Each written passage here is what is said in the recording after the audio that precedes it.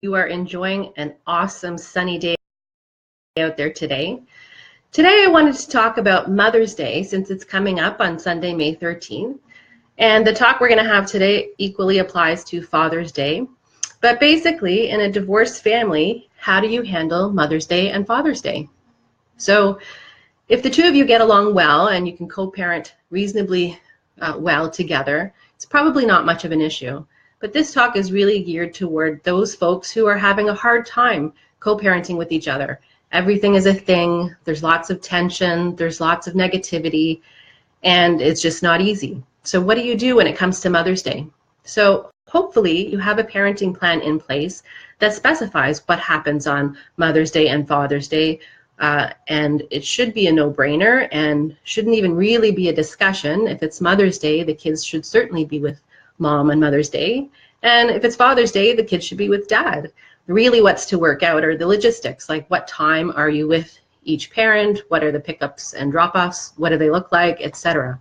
But hopefully it's really a no-brainer and not really a decision that the children should be with the parent whose day it is, Mother's Day or Father's Day.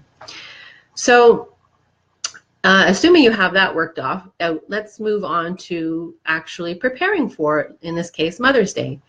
So I challenge you to have that discussion with your kids. Hey kids, what do you want to do for Mother's Day? Now just imagine in the case where there's a lot of tension and negativity between the parents, what are you accomplishing by asking the kids what do they want to do for Mother's Day? So in this case, I'm talking to Dad.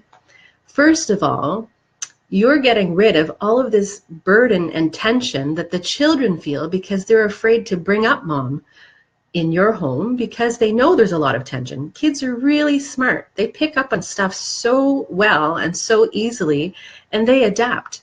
And they know that if it's such a negative environment, they don't want to talk about anything with you, Dad or Mom, that might bring negativity to you or tension. So imagine that you bring up, hey, what do you want to do for Mother's Day? What would you like to do for your mom? You've now gotten rid of the tension that they were feeling because they were feeling like they couldn't talk about it with you. You are promoting their relationship with the other parent.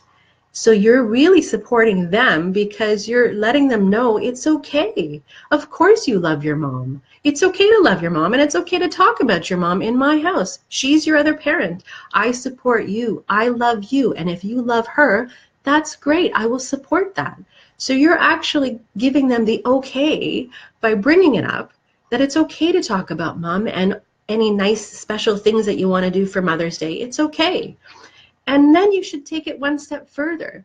You know, with the younger kids, they like to do cards or some kind of art project. Maybe it's like that dried pasta that they glue to a plate or something. How about doing that with them?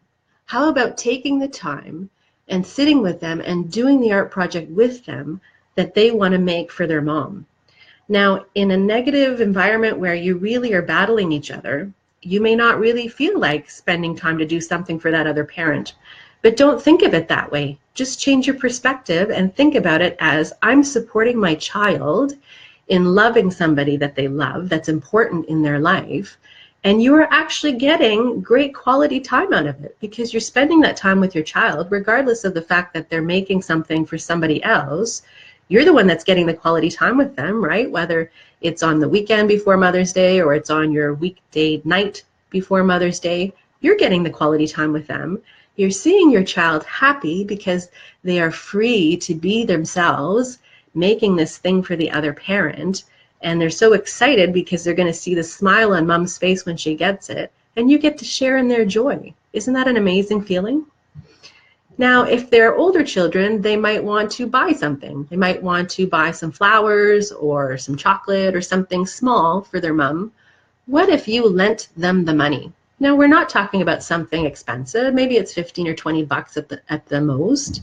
What if you lent them the money so they could get that nice extra special something for Mom? Even in the situation where you're not getting along. Again, what are you doing? You're supporting your child in loving the other parent, who of course they love just as much as they love you. You're letting that be okay for them. They don't have to walk on eggshells, and you're helping them. You're taking them to the store, you're spending time with them to pick out whatever it is that they think is the thing that they want to get for mom. And you'll remember in a past post, I talked about helping the children save. So whether it's a piggy bank or a bank account or a wallet, helping them save, this could be your opportunity, if you don't want to give them the $20, to have them spend from their own money. And you're teaching them again about money. What's your budget for spending on mom? What are the things that we can buy within your budget? And you're allowing them to, again, learn about money. You're teaching them a great thing, and you're supporting their relationship with the other parent. It's fantastic. Now, say you've done all of that, and it's time for the child to go to mom's, spend time with her on Mother's Day, and give her that present. And say you're in this really negative, tense relationship. Imagine this could be the beginning of a really positive change in your co-parenting relationship. Maybe mom's not expecting anything because of the negativity. You've now become the bigger person. You have not only allowed, but you have supported and helped your children or child get that present for mom. She then gets the present. They talk about how dad helped them get this present for her, and they're beaming with joy. And suddenly this person that you have all this negativity with is rethinking why you have negativity. You've changed the game. You've now done something really nice for them. They may then in turn return the favor. So maybe when Father's Day rolls around, they'll do the same thing, or some other activity or some other thing. They will promote the children and their relationship with dad. Now, that's not necessarily going to happen with everybody, and you shouldn't do something with the expectation of something happening, because you don't want to discourage yourself or feel discouraged because the other person doesn't reciprocate. But it might just happen, and you might have changed the game completely. You might have suddenly started a new positive turn in your co-parenting relationship. Maybe this was the trigger that you both needed. So I just want you to take those words and think that through, particularly if you're in a negative co-parenting relationship, and think about how you can support your children in loving the other parent, letting them know that that's okay, letting them know that it's okay to talk about the other parent and the things they want to do for the other parent, and letting your spouse know, look, I'm big enough, I'm mature enough to know what the right thing to do is, and I'm going to do it. And hopefully you'll follow suit, and hopefully it will turn into a more positive relationship and everybody wins. That's it for today. Have a great day. Get out there and enjoy some sun.